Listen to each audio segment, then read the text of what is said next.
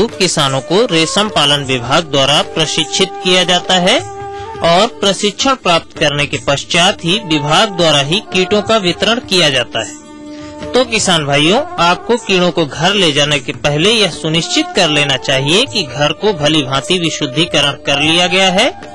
किसान भाइयों, अब आइए चर्चा करते हैं कीट पालन एवं कोया उत्पादन पर। कीटाणुओं से प्रस्फुटित रेशम कीट अत्यंत सूक्ष्म होते हैं, इसलिए इस अवस्था में इनके पोषण में बहुत ही सावधानी बरतनी होती है। कीट की इस प्रारंभिक अवस्था में कोमल एवं छोटे आकार की शहतूत पत्तियां पोषण हेतु दी जाती हैं। पालित रेशम कृमि विभिन्न अवस्थाओं से गुजरते हुए 22 से 28 दिनों की जीवित अवधि में अपने वजन का 10,000 गुना आयतन एवं 8,000 गुना आकार बढ़ा लेते हैं। एक कीट द्वारा लगभग 25 से 30 ग्राम शहतूत पत्ती कृमि अवस्था में ग्रहण की जाती है। बीच बीच में पुराने केंचुल जो बढ़ते शरीर के साथ सुस्त पड़ जाते हैं, उनको शरीर से उतारकर फिर से यह कीट पत्ती खाने में उद्यत हो जाते हैं। इस प्रकार रेशम कृमि अपनी पत्ती खाने की अवस्था में 4 बार केंचुल उतारते हैं, जिसे मोल्ट कहते हैं।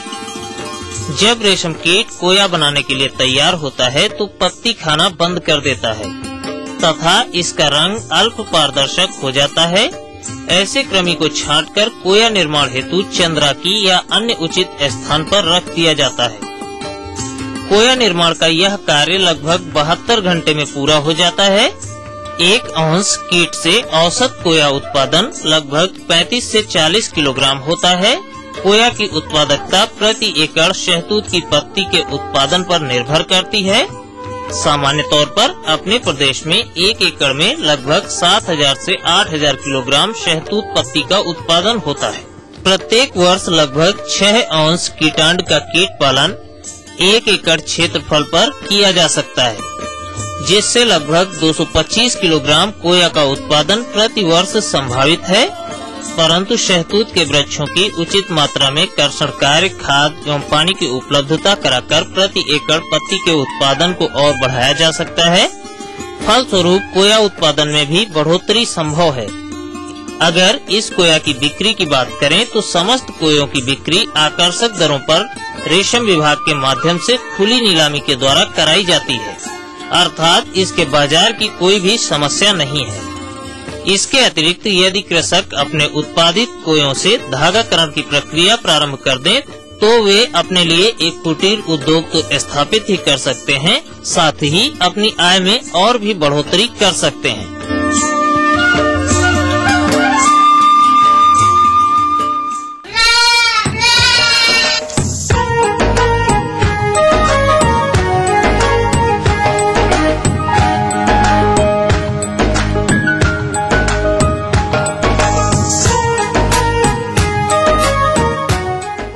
किसान भाइयों, गरीबों की गाय कहे जाने वाली बकरी की बात की जाए तो इसका पालन हमारे प्रदेश के अधिकतर लघु एवं सीमांत किसान भाइयों द्वारा किया जाता है, परंतु वह लाभ नहीं ले पाते हैं जो कि मिलना चाहिए। यदि इसके कारणों पर गौर करें तो पाएंगे कि बकरी पालक भाइयों द्वारा बकरियों को संतुलित आहार न देकर केवल चराई पर आश्रित रखते हैं, जिसके कारण बकरियों का ठीक प्रकार से वृद्धि विकास नहीं हो पाता है। साथ ही आवास का उचित प्रबंधन न होने तथा टीकाकरण इत्यादि समय से नहीं करने के परिणाम स्वरूप बकरी पालक भाइयों को कम लाभ में ही संतोष करना पड़ता है। अतः किसान भाइयों, बकरियों का आहार प्रबंधन कौन कौन से प्रमुख बिंदुओं को ध्यान में रखकर किया जाए, इन सभी बिंदुओं पर प्रकाश डाल रहे हैं महाराजपुर उद्यम सिंह नगर के प्रगतिशील बकरी पालक कृष्णदेव ठकराल। ऋतु बदल रही है, सर्दी के बाद गर्मी आ रही है, तो बकरियों के पालन पोषण में कुछ विशेष सावधानियां जो ऋतु बदलने के बाद रखी जाती हैं। गर्मी हो रही है, रात को अभी कुछ ठंडक है, तो बकरियों को आप बाड़ा देख रहे हैं, इस बाड़े में रात को खुला छोड़ देना चाहिए। दूसरा, किसान भाइयों, इनके आहार का विशेष ध्यान रखना चाहिए। बाद उसकी कुट्टी करके और उसमें सूखा पदार्थ, भूसा है, अरहर का भूसा है, मटर का भूसा है, ये मिला के बकरियों को देना चाहिए। दूसरा किसान भाइयों आता है इनका आहार। संतुलित आहार बकरियों को उनकी उम्र के हिसाब से, बच्चों को 100-150 ग्राम, बड़ी बकरियों को 250 ग्राम से 400 ग्राम प्रतिदिन देना चाहिए। और जो आपके पास ब्रीडिंग के बक हैं या नर हैं बकरे, उनको भी 4 से 450 ग्राम तक संतुलित आहार दिया जाना चाहिए। संतुलित आहार के लिए किसान भाइयों, मैं आपको एक राशन का फार्मूला बता रहा हूं। जैसे गेहूं है या चावल है, इसका आपको 30 किलो लेना है। चावल की पालिश को आपने 35 किलो लेना है। खली कोई भी हो, चाहे सरसों की है, बिनौले की है या सोयाबीन की है, ये आपको 15 किलो भाग लेना है। और 15 किलो आपको कोई भी प्रोटीन का सोर्स, जैसे कोई दाल है, अरहर है, चना है, चूरी है या मटर है, इसको 15 किलो भाग इसका लेंगे। इसके बाद आपने इसमें वो 6 किलो भाग शीरे का, जो गुड़ का शीरा होता है, वो ले लें। 2 किलो भाग मिनरल मिक्सचर और 1 किलो नमक। इन सब अवयवों को अच्छी तरह से मिला लीजिए। वो दाना आप कट्टों में भर के इनको सवेरे और शाम आधी मात्रा में, जो मैंने पहले बताया है, 2 बार में दाना दीजिए। और दूसरा किसान भाई, यो जैसे ही मौसम बदल रहा है तो बकरियों के चरने के घंटे भी बढ़ जाएंगे, क्योंकि सर्दियों में 11-12 बजे इनको खोलते थे, 3-3:30 बजे वापस ले आते थे। अब वही 10-10:30 बजे इनको खोलेंगे तो शाम को 5 बजे वापस लाएंगे। विशेष ध्यान देने वाली बात यह है कि अभी सर्दी गई है तो बड़ी अच्छी तरह से इनको पास में बकरियों को देखा करें कि इनके जूं वगैरह तो नहीं है। जूओं से भी काफी नुकसान इनको पहुंचता है, तो जूं के लिए आइवरमेक्टिन का इंजेक्शन दें, उससे जुएं भी मर जाती है, अंदर वाले कीड़े भी मर जाते हैं। बकरियों को हर 3 महीने में आपको कीड़ों वाली दवा बदल बदल के प्रयोग में करना चाहिए। उनका विशेष ध्यान रखने वाली बात यह है कि गर्मियों में उनको गर्मी ना लगे, छायादार स्थान पे आप रखिए। पानी इनके बाड़े में ही होना चाहिए, जैसे जब इनको प्यास लगे वो अपना पानी बराबर पीते रहें। जब ये पीपीआर रोग आता है तो इसको कोई भी नहीं बचा सकता, क्योंकि बहुत भीषण रोग होता है। इसमें निमोनिया हो जाता है, जुकाम होता है, नाक बंद हो जाता है और बकरी जो है वो मर जाती है। दूसरी बीमारी इसमें है ईटी, जिसकी वजह से अफरा पतली पेचिश होती है, उसकी वजह से भी बकरी मर जाती है।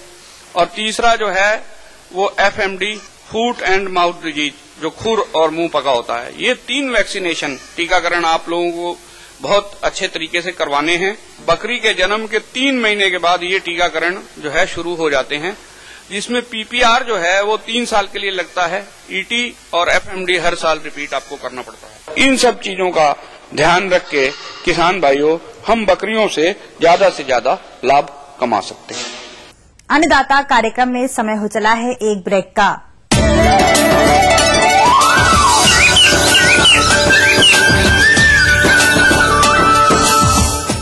सतारा जिले के रामबाबू पाटिल महिंद्रा फाइनेंस को जब मिलने आए थी, उनके पास सिर्फ पुरखों की जमीन, ट्रैक्टर कहाँ था, सिर्फ हौसला था मन में पक्का, जिसे हमने पहचाना। जहाँ दूसरों ने देखा सिर्फ एक आम बंदा, हमने देखी बंदे की कमाने की क्षमता। इसीलिए कहते हैं वाहन कोई भी हो, लोन हम देंगे। महिंद्रा फाइनेंस, बंदे में दम, पहचाने सिर्फ हम।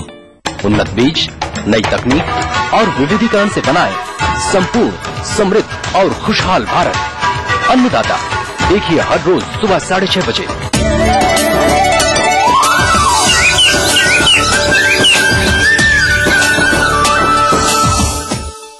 ब्रेक के बाद हम फिर हाजिर हैं अन्नदाता कार्यक्रम में आपके साथ।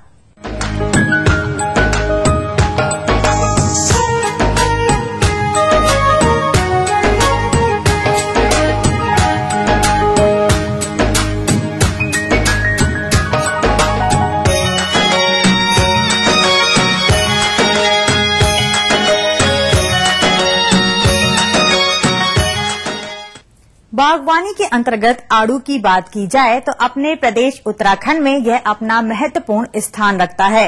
किसान भाई इसके लाभ को देखकर बाग स्थापित किए हैं, तो किसान भाइयों, इस समय आड़ू के पौधों में फूल व फल बन रही हैं। इसलिए आड़ू के बाग में प्रबंधन की बात की जाए तो सिंचाई एवं संतुलित खाद एवं उर्वरक तथा रोग व कीट प्रबंधन पर ध्यान देना होगा। यदि किसी कारणवश इसमें खामियां रह जाती हैं तो फलों का गिरना तथा विभिन्न प्रकार के रोगों एवं कीटों का प्रकोप देखा जाता है, जिसके फलस्वरूप आड़ू के बागों से गुणवत्ताहीन तथा कम फल की प्राप्ति होती है, जिससे बागवान भाइयों को हानि का सामना करना पड़ता है। अतः बागवान भाइयों, आड़ू में फल बनने की अवस्था में कौन कौन से प्रबंधन कार्य किए जाएं जिससे अधिक फल प्राप्त हो सके, इस विषय पर जानकारी दे रहे हैं एक प्रगतिशील किसान। 30 साल से आड़ू का बगीचा मैंने लगाया हुआ है। सबसे महत्वपूर्ण होता है सफाई का प्रबंधन। इसमें तो थावले के नीचे हम गुड़ाई करते हैं और गुड़ाई में घास पात हम सब निकाल देते हैं, खरपतवार निकाल देते हैं और बारिश का हिसाब देखते हैं कि नमी अगर कम है तो मल्चिंग कर, जिससे नमी हमें फ्लावरिंग आते समय बनी रहे, पौधा स्वस्थ रहता है और फूल ज्यादा टिकते हैं, फल की ग्रोथ अच्छी बढ़ती है। अब हम आपको आड़ू के खाद प्रबंधन के बारे में बताएंगे। हम सबसे पहले 1 वर्ष के पौधे के बारे में बताएंगे कि 1 वर्ष के पौधे को कितना खाद की जरूरत होती है। हम रासायनिक खाद का प्रयोग करते हैं क्योंकि आड़ू में हर वर्ष जब बड बनते हैं और उसी फ्रूट बड बनते हैं उसी में फल लगता है। 1 वर्ष के पौधे को 770 ग्राम नाइट्रोजन की जरूरत होती है और फास्फोरस की जरूरत 80 ग्राम के लगभग और ऐसे ही 50 ग्राम के पोटाश की जरूरत। और इसी प्रकार 10 वर्ष तक हम पौधे में खाद बढ़ाते रहते हैं और 10 वर्ष के पौधे को हम करीब 750 ग्राम यूरिया और 550 ग्राम पोटाश और 1.5 किलो फास्फोरस हम देते हैं।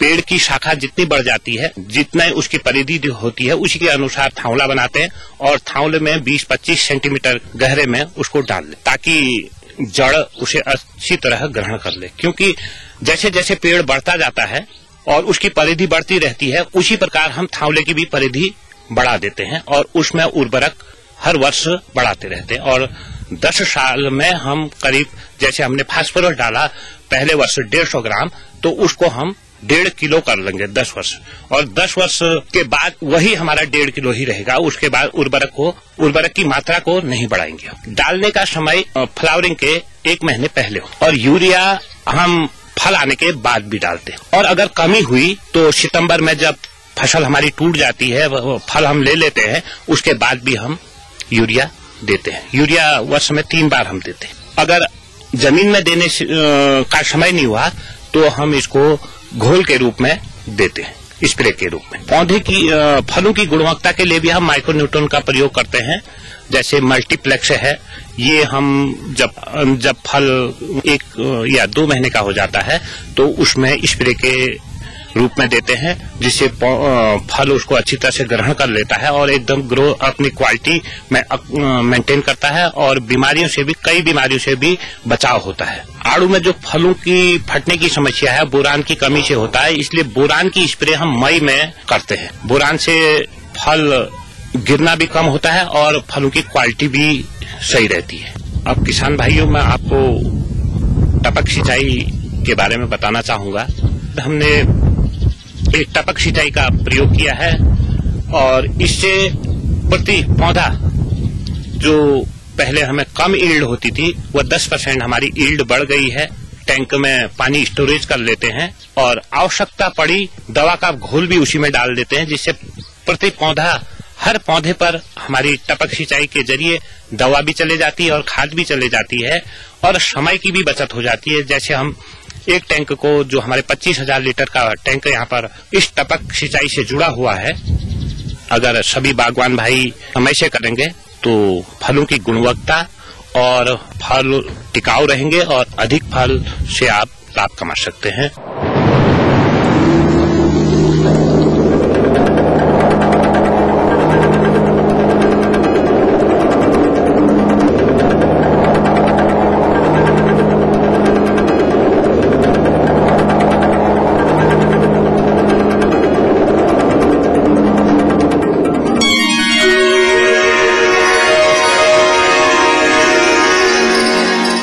इस सप्ताह कैसा रहेगा मौसम का मिजाज कृषि कार्यों हेतु?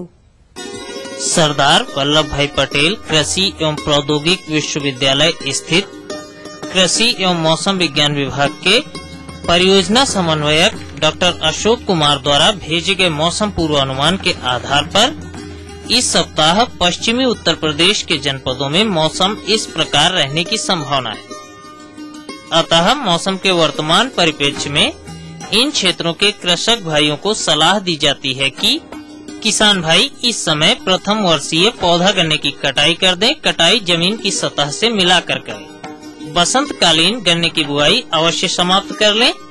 बसंतकालीन गन्ने में सफेद गिडार की रोकथाम के लिए बुआई के समय विवेरिया बैसियाना नामक परजीवी 5 किलोग्राम प्रति हेक्टेयर की दर से प्रयोग करें। यह परजीवी विश्वविद्यालय की जैविक प्रयोगशाला में उपलब्ध है। आलू की खुदाई जल्द से जल्द समाप्त करें। चने की फसल में सुंडियों को नियंत्रित करने के लिए न्यूक्लियर पॉलीहाइड्रोसिस वायरस 350 LE प्रति हेक्टेयर की दर से छिड़काव करें। सरसों की फसल पकने को होगी, अतः फलियों के पीली पड़ने पर कटाई कर लें। किसान भाई खेत में इस माह सब्जी फसलों में घिया, कद्दू, करेला, तुरई एवं खीरा की बुआई करें। बैंगन, मिर्च, टमाटर की रोपाई करें। मटर की फलियों की तुड़ाई करते रहें। मूली की पूसा हिमानी प्रजाति की बुआई करें। पशुपालक भाई दूध देने वाले पशुओं को हरा एवं सूखा चारा बराबर मात्रा में खिलाएं। ऐसे मौसम में पशुशालाओं की सफाई पर विशेष ध्यान दें ताकि पशुओं को परजीवियों से बचाया जा सके। बहु कटान वाली ज्वार की बुआई शुरू कर दें। चारे के लिए मक्का, लोबिया की भी बुआई करें। क्षेत्रीय कृषि अनुसंधान केंद्र भरारी झांसी की कृषि मौसम इकाई के अनुसार बुंदेलखंड क्षेत्र में आगामी 3-4 दिनों में हवाएं उत्तर पश्चिम व दक्षिण पूर्व दिशा से 6 से 8 किलोमीटर प्रति घंटा से चलने, तापमान अधिकतम 34 से 36 डिग्री सेल्सियस व न्यूनतम 19 से 21 डिग्री सेल्सियस के मध्य तथा अधिकतम व न्यूनतम आर्द्रता 60 से 65 व 40% के मध्य दिनांक 24 मार्च को आसमान में मध्यम बादल छाए रहने की संभावना है। सारांशतः मौसम शुष्क रहने के आसार हैं। क्षेत्रीय कृषि अनुसंधान केंद्र भरारी झांसी के कृषि मौसम इकाई के प्रभारी अधिकारी डॉक्टर VK सिंह ने उपर्युक्त मौसम पूर्वानुमान के दृष्टिगत सलाह दी है कि बुआई के समय के अनुसार गेहूं में दाने की दूधिया अवस्था में 5वीं सिंचाई बुआई के 100 से 105 दिन की अवस्था पर और छठी व अंतिम सिंचाई बुआई के 115 से 120 दिन बाद दाना भरते समय करें। गेहूं की फसल को चूहों से बचाने के लिए जिंक फास्फाइड से बने चारे अथवा एल्युमिनियम फास्फाइड की 0.6 ग्राम की टिकिया चूहों के बिलों में रखकर बिल बंद कर दें। बसंत ऋतु की मूंग व उर्द की बुआई के लिए यह माह अच्छा है। बैंगन, टमाटर, मिर्च की पौध जमीन से 15 सेंटीमीटर उठी हुई क्यारियों में तैयार करें। सब्जियों में कीटों के नियंत्रण हेतु निम्बिसिडीन 2 लीटर को 800 लीटर पानी में घोल बनाकर प्रति हेक्टेयर की दर से छिड़काव करें। तो किसान भाइयों, यह थे इस सप्ताह के मौसम के मिजाज। अगले सप्ताह हम पुनः हाजिर होंगे मौसम आधारित कृषि परामर्श के साथ। अन्नदाता कार्यक्रम में समय हो चला है एक और ब्रेक का।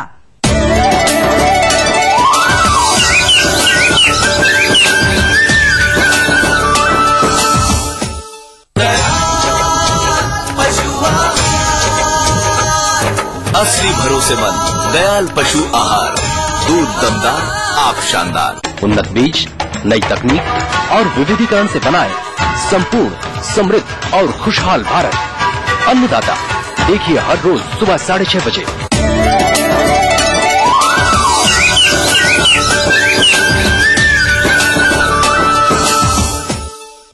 ब्रेक के बाद हम फिर हाजिर हैं अन्नदाता कार्यक्रम में आपके साथ।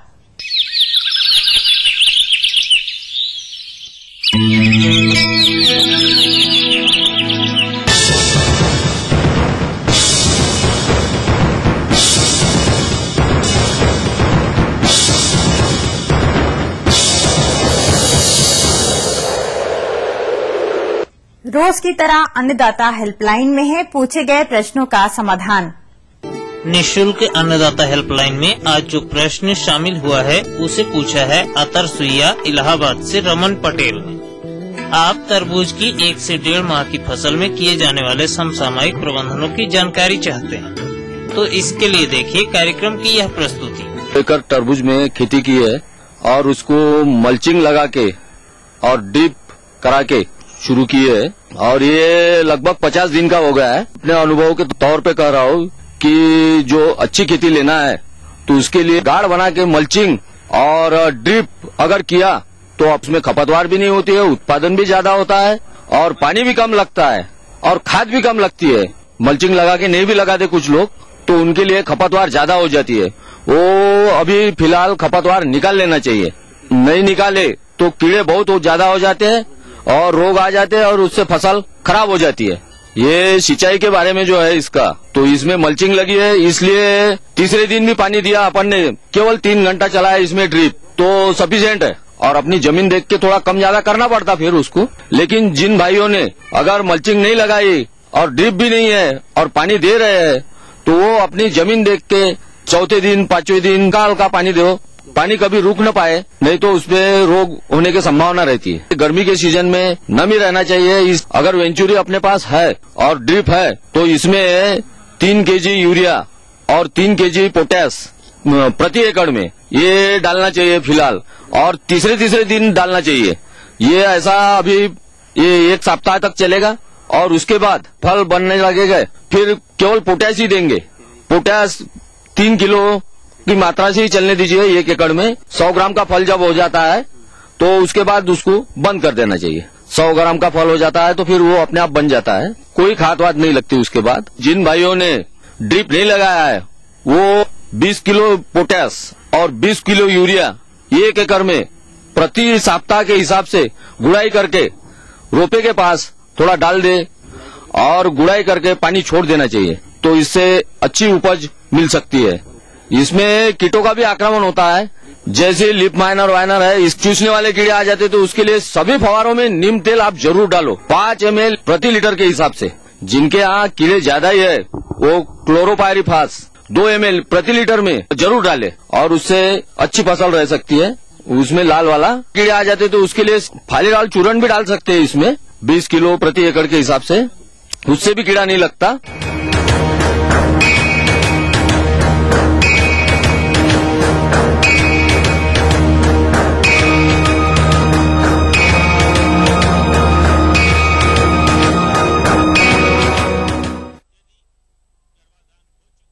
अब रुख करते हैं प्रदेश की प्रमुख मंडियों की तरफ।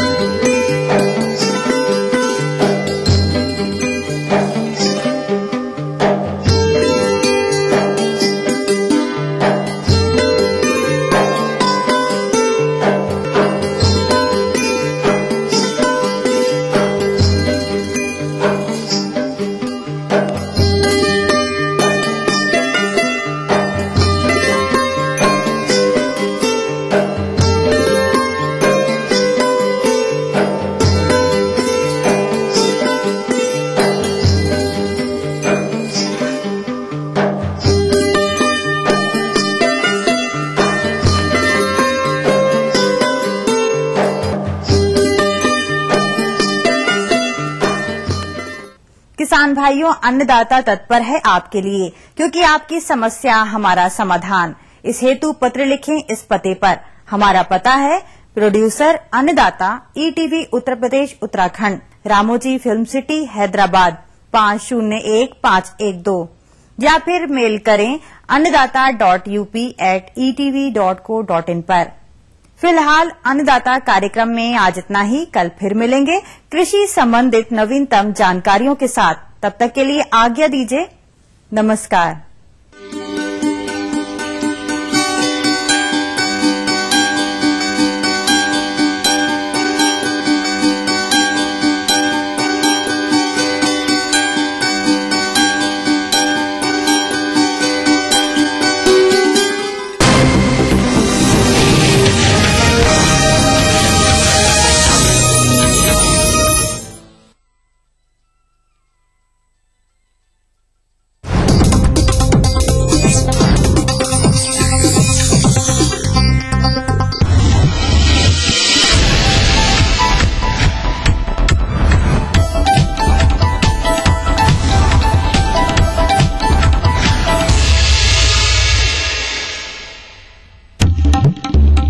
रामपुर के नामचीन होटल में रंगरेलियां मनाते 1 दर्जन युवक युवतियां गिरफ्तार। हाई प्रोफाइल मामले को रफा दफा करने में जुटी पुलिस। आगरा में टोरेंट कंपनी के खिलाफ फूटा लोगों का आक्रोश। कार्यालय पर सैकड़ों लोगों ने बोला धावा, उत्पीड़न का लगाया आरोप। मथुरा में नकल माफिया के हौसले बुलंद। सख्ती करने पर डीएवी कॉलेज में जमकर मचाया तांडव। कई शिक्षक और छात्र घायल। होली पर मिलावटखोर हुए सक्रिय। मुजफ्फरनगर में छापेमारी की कार्रवाई में 200 टन घी समेत भारी मात्रा में मिलावटी सामान बरामद। और चढ़ने लगा लोगों पर होली का रंग। प्रदेश भर में लोग हो रहे होली के रंग से सराबोर। विदेशी भी ले रहे हैं होली का आनंद।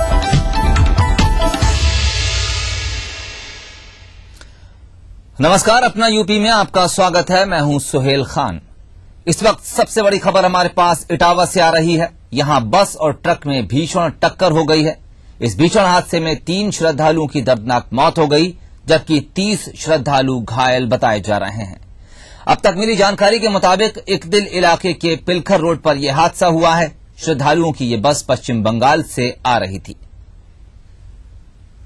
तो इस वक्त एक बड़ी खबर इटावा से हमारे पास आ रही है। एक दर्दनाक हादसा हुआ है। इसमें बस और ट्रक के बीच भीषण टक्कर हो गई है। 3 लोगों की मौत की खबर है, जबकि 30 के करीब लोग इसमें घायल बताए जा रहे हैं। बताया जा रहा है कि इकदिल इलाके के पिलखर रोड पर यह हादसा हुआ और श्रद्धालुओं से भरी ये बस पश्चिम बंगाल से आ रही थी। तो इटावा के नजदीक बस और ट्रक में भीषण टक्कर, 3 की मौत, 30 घायल। अश्वनी हमारे संवाददाता इस वक्त फोन लाइन पर हमारे साथ जुड़ गए हैं। अश्वनी, जानना चाहेंगे कब हुआ यह हादसा और फिलहाल क्या कुछ स्थिति देख रहे हैं वहां पर आप?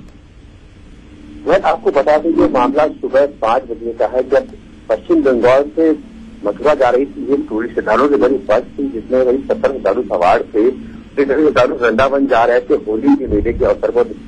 होली के बस के पास हाईवे पर खड़ी थी, ट्रक उससे पीछे टकरा गई है और इस हादसे में करीब 3 श्रद्धालुओं की बता रहे मौत हो गई, जबकि 30 से अधिक श्रद्धालु घायल है। अस्पताल में भर्ती कराया गया है। फिलहाल इनमें से 9 की हालत काफी गंभीर बनी हुई है। आपको बता दें कि सुबह 5 बजे का समय था और ड्राइवर को बताया जा रहा है कि नींद आ गई थी। उसी चलते हाईवे पे बस खड़ी थी, पिलखर पड़ता है वहाँ पिलखर पड़ता है, वहां पर हाईवे के किनारे एक ट्रक खड़ा हुआ था और इसी ट्रक को पीछे से टक्कर मारनी, जोरदार टक्कर थी, जिसके आसपास हड़कंप मच गया और इसी में तुरंत यहाँ मौके पहुंची पुलिस ने इसी तरीके से राहत बचाव कर काफी तेज कर दिया है और जो श्रद्धालु के 70 श्रद्धालु करीब भरे थे बस में, उनको फिलहाल जो घायल श्रद्धालु है उनको अस्पताल पहुंचाया गया है, जहाँ पे उनका इलाज चल रहा है। तो कुल मिलाकर के एक बड़ा हादसा देखने को मिला है सुबह और उनमें 3 श्रद्धालु फिलहाल मौत बताई जा रही है।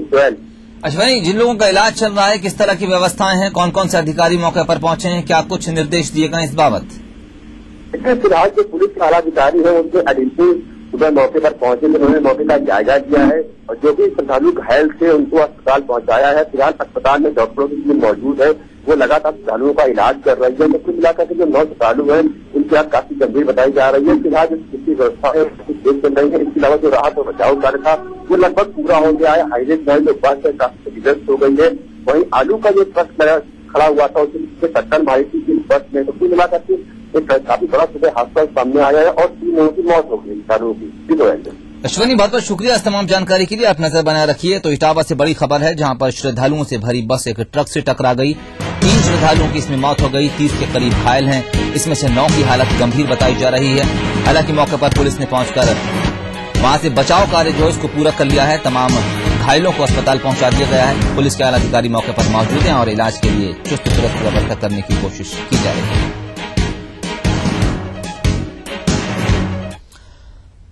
रामपुर में सिविल लाइंस थाना क्षेत्र स्थित एक नामचीन होटल में पुलिस ने छापा मारकर 7 युवतियों और 5 युवकों को रंगरेलियां मनाते हुए रंगे हाथ धर दबोचा। पुलिस को मिली जानकारी के अनुसार ये सभी एक साथ होटल ग्रुप में पहुंचे थे। पुलिस इनको पकड़कर थाने में ले आई। होटल भाजपा के एक बड़े नेता का होने के चलते मामले को रफा दफा कराने की कोशिश जारी रही। पहले तो पुलिस ने मामले पर पर्दा डालते हुए पकड़ी गई युवतियों को उनके घर वालों को सौंपने का निर्णय लिया, लेकिन जब उन्होंने देखा कि ये मामला तूल पकड़ता जा रहा है तो फिर पुलिस अधिकारियों ने सभी के खिलाफ कार्रवाई का मन बनाते हुए देर रात तक युवक युवतियों से थाने में ही पूछताछ जारी रखी। फिलहाल इस मामले में पुलिस के अधिकारी कुछ भी कहने से बच रहे हैं।